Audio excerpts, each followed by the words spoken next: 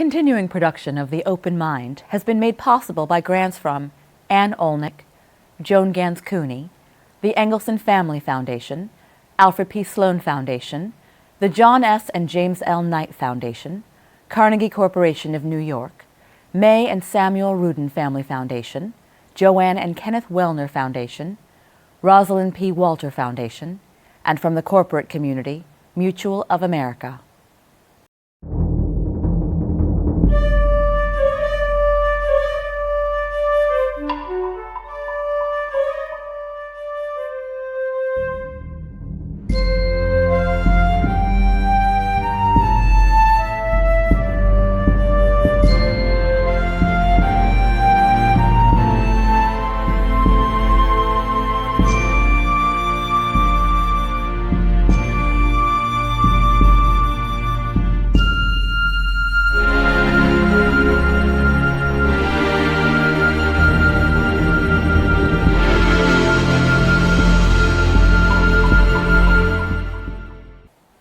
I'm Alexander Hefner, your host on The Open Mind. 2 years ago, we hosted Sue Gardner, then Executive Director of the Wikimedia Foundation, which governs the modern-day Encyclopedia Britannica of Wikipedia, for her reflections of a Wikimaniac. Let me repeat what I said then about the enormous educational value of Wikipedia. It's the world's most used and increasingly most reliable source of information, or I would say one of the 7 wonders of the modern world.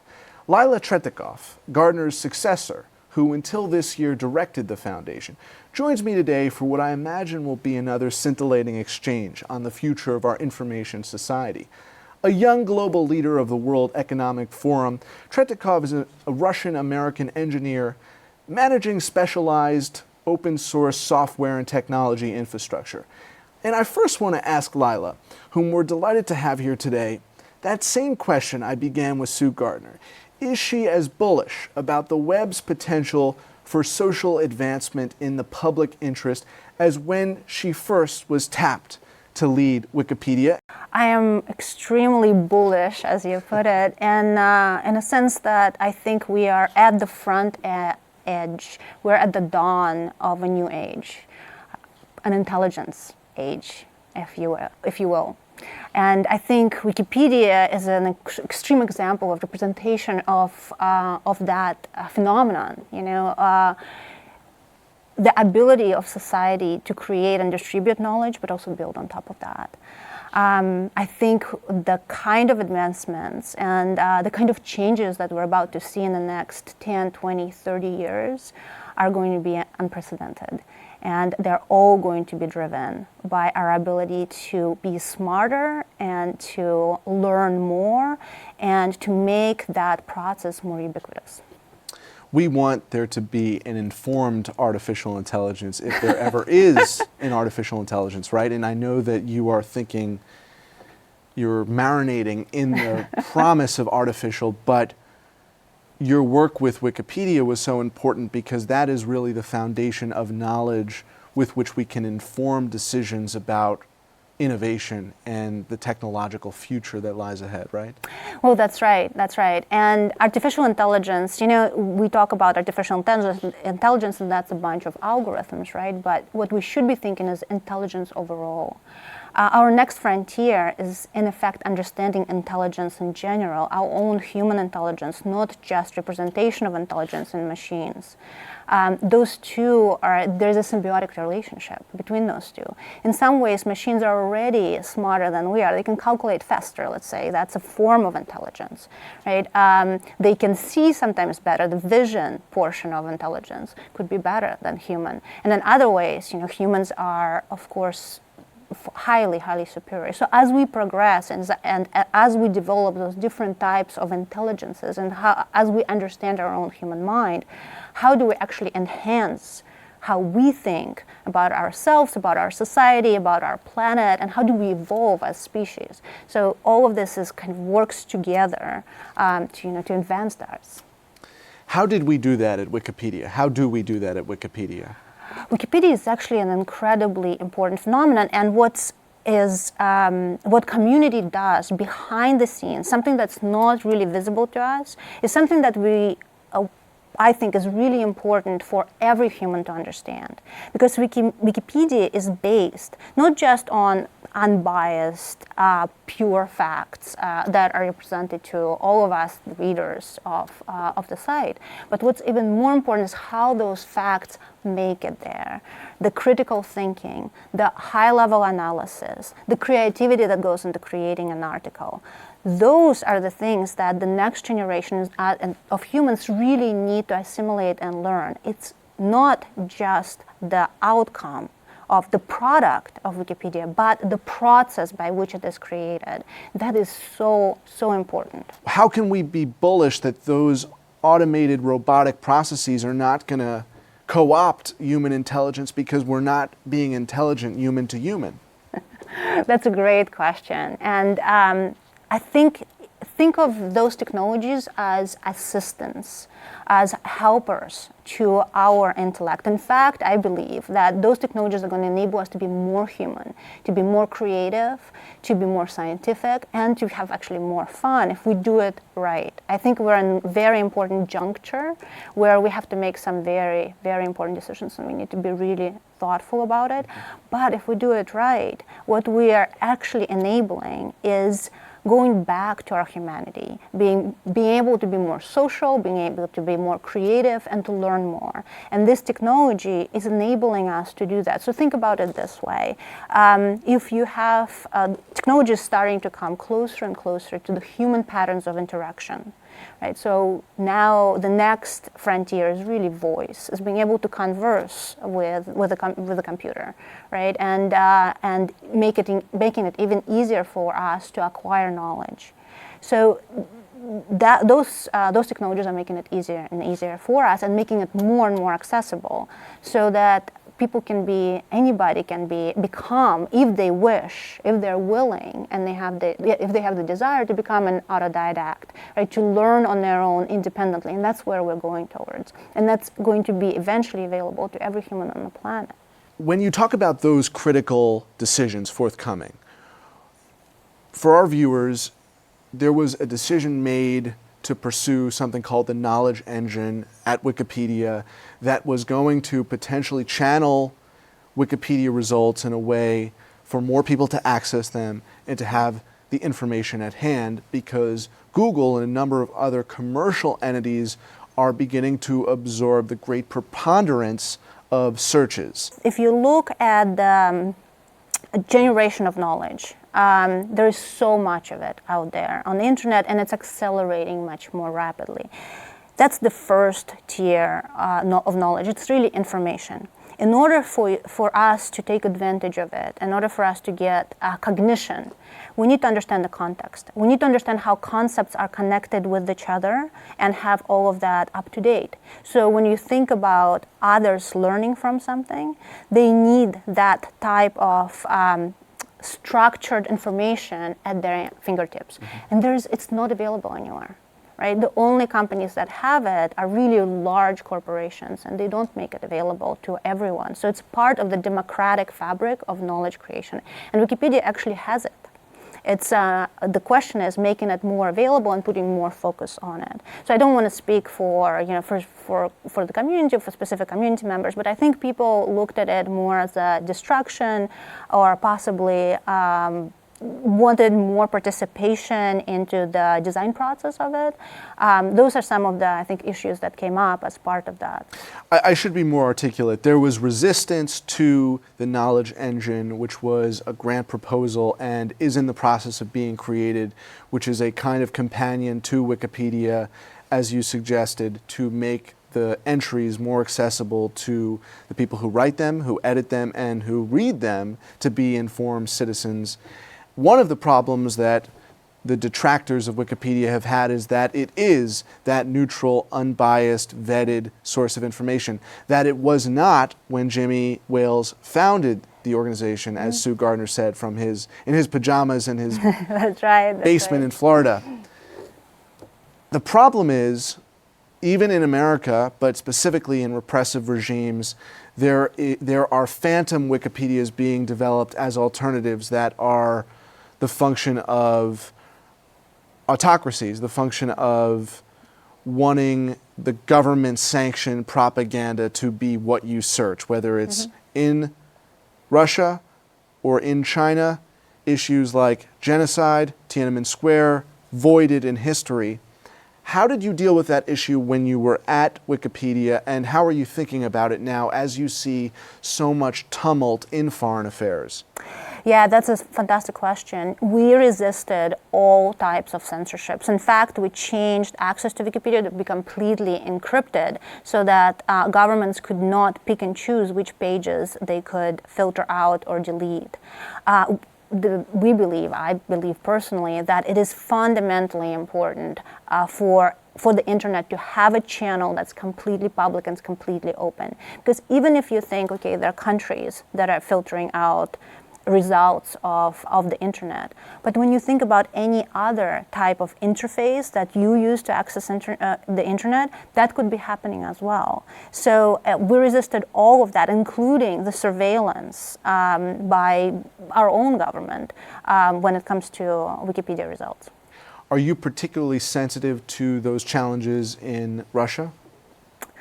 I'm sensitive to those challenges across the globe, but growing up in a country that was opening up, seeing what knowledge can do, how much it can empower an individual, yes, I am, of course, very sensitive to that. How were you ensuring, was it through IP addresses, or how were you detecting illegitimate contributors to the forum? So there's multiple ways that we detect illegitimate contributions. There are multiple layers of it, and at the end of the day, it is the community that governs the site and makes those decisions at the end of the day. But there are layers and layers of automation in front of that that automatically detects bad edits, for example, or edits that are numerous and in quantity that are definitely coming from an improper source, for example.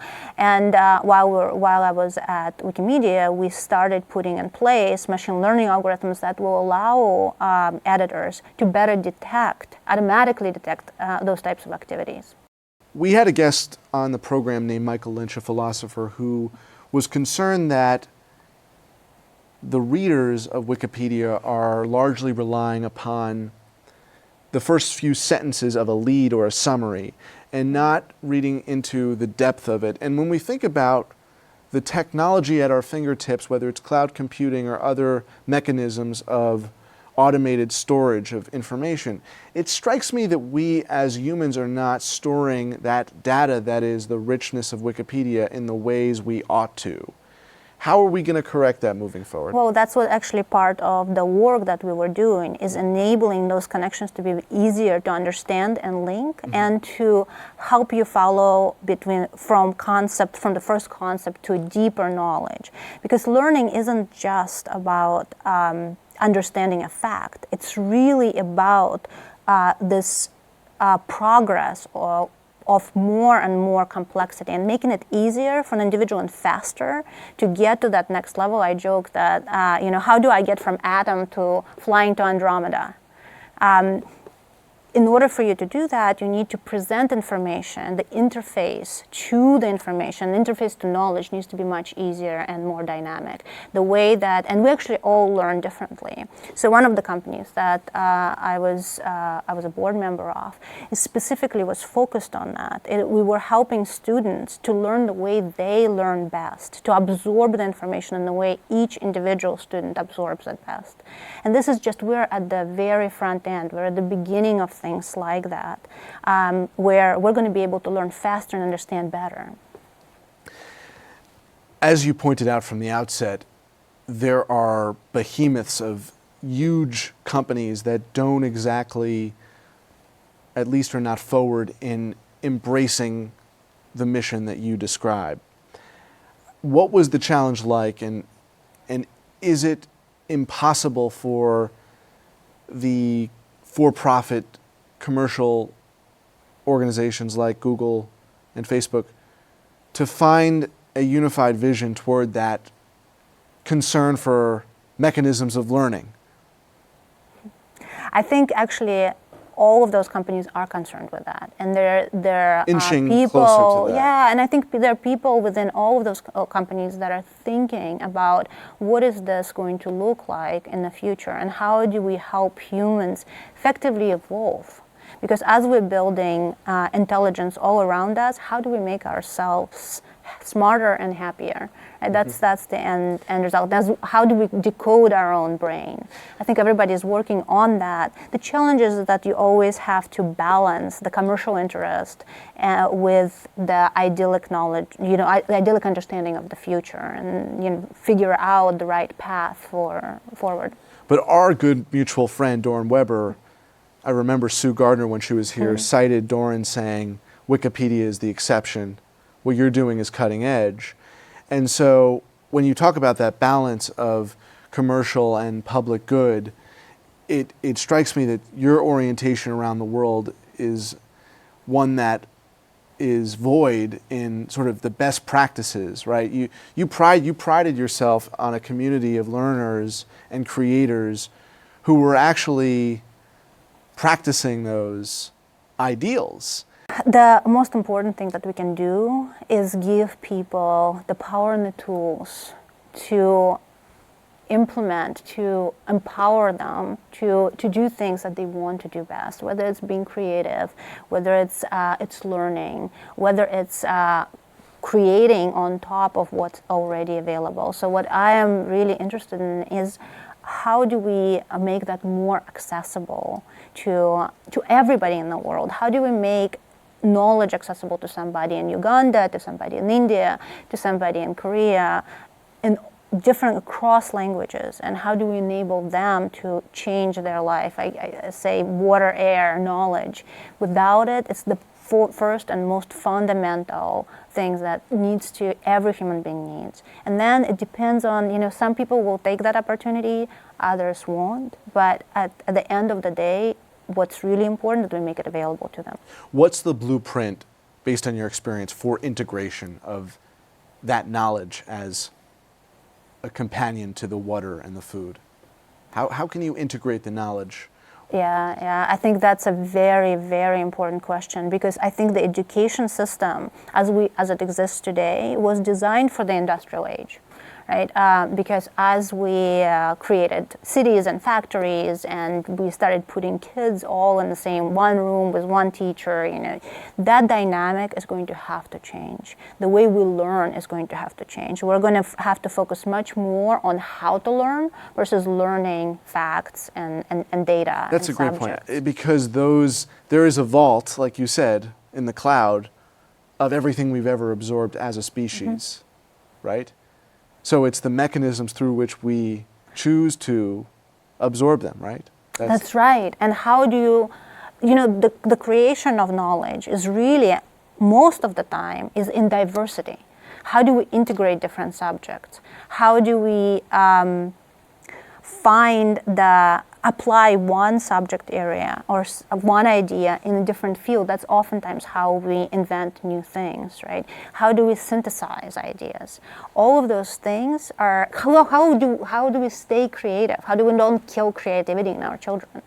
Those are the kind of things that we need to think about. And then how do we make it more accessible, more and more and more accessible to every human being in the way that they can learn? There's been a campaign around diversifying the editors, the people who are the source of the information, and vet the information. How would you assess whether or not the Wikipedia editorial board, in effect, has scaled when it comes to diversity? So Wikipedia is very diverse, and at the same time, it's also, it has its own center, basically. And that is a community grew and evolved in a certain time and space. And as a newcomer, it's still hard to enter and make a change, right? Or make changes within the practices of the community, because it takes a long time to learn. It takes a lot to kind of enter and learn the ropes of. Well, you and Sue were and are groundbreaking in being women to lead this organization. The challenge therein has been, again, the mechanism for editing and ensuring that community of editors is diverse. Some of that is more psychological and social, and others are just tools, honestly. And in the last 2 years, we deployed a whole range of different ways to interact and edit Wikipedia, and that's really started to pay off and help. You have now visual environment for editing the site. It used to be that you could only do it in some coding, basically in code. So that in and of itself is a barrier. When you think about how many people code, right? Only one quarter of coders are women, right? And that's in university, it drops off from there, right? So women interact with information differently, and they work with information differently. So that definitely is extremely helpful. But also changing the modes of how do you access the site, right? On the web versus on your mobile device, which is where it's going, and hopefully auditorially as well. How can Wikipedia, and is it going to be through the Knowledge Engine, evolve into being a picture book as well as an encyclopedia? A picture book, or maybe a three-dimensional world, right? We can imagine, we can dream that it's no longer movement in one direction, right? It's fully an immersive experience, right? So we can go back in time and into a place in history. We can look in 3 dimensions. We could really explore differently. And what we were really looking at from the visualization perspective is how do we pull you in? How do we entice you to really follow your interest, to go from something that you just wanted to look up a fact, but really pull you into that world of knowledge, to really entice you to learn, to really engage you, to make you hungry to learn more, to want to learn more. One way you've done that since the advent of Wikipedia is this day in history, basically dictionary terms, encyclopedia entries that are pertinent to that day or that week's news.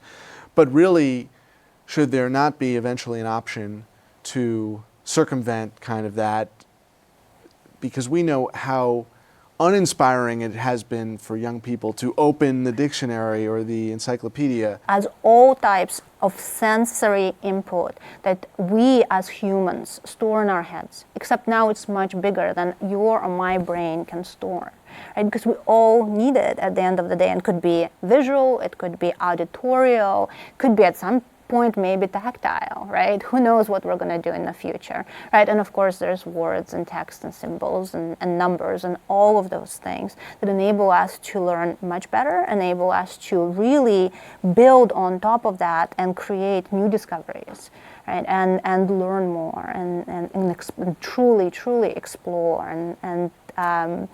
and go as far as we want in terms of our own satisfaction with learning and information. The visualization is the obvious way to pull people in because of the Snapchats and Facebooks that rely so much on the visual and the click.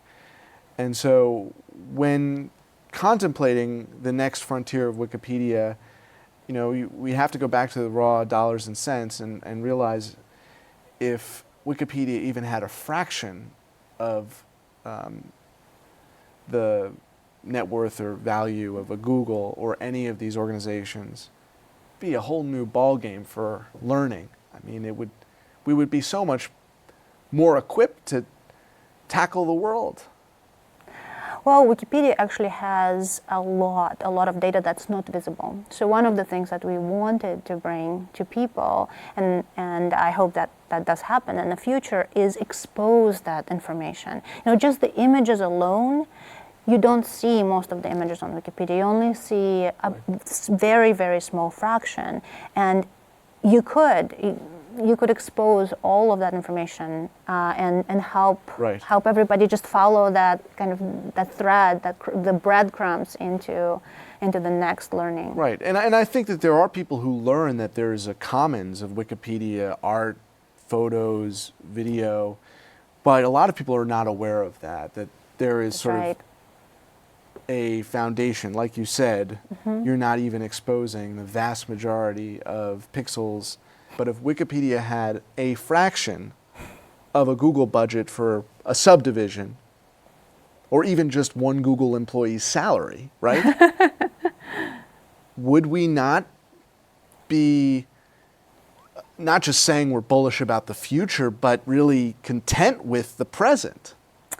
Well, money is really, really important. Of course, I don't want to devalue that, but yeah, we have to remember that Wikipedia is really built by volunteers, people who don't get paid at all. Right? It's people like yourself and myself who at night see something and they start getting into it and they start editing, and they're driven by altruism and they're driven by their desire to build something. So money doesn't help that as much. I think it helps when the community ultimately wants to make changes, right? So it's not the same question for Wikipedia as it is for any other commercial entity. As a result. Well, maybe if Wikipedia just had the budget of the New York City subway system, see something, say something, and then we would write it, right, Lila?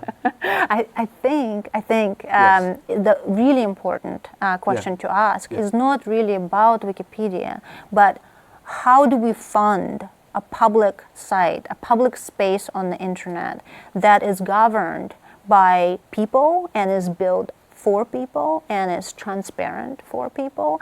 And yes, money is important in that, but how that money is derived and who pays for it is important as well. It's not just about Wikipedia, it's about the public internet. Well, hopefully some of our viewers have learned from you the ways to do that in a public space. And it was delightful being with you today, Lila. Thank you. Thank you so much. And thanks to you in the audience. I hope you join us again next time for a thoughtful excursion into the world of ideas. Until then, keep an open mind. Please visit the Open Mind website at 13.org/openmind to view this program online or to access over 1,500 other interviews. And do check us out on Twitter and Facebook at Open Mind TV for updates on future programming.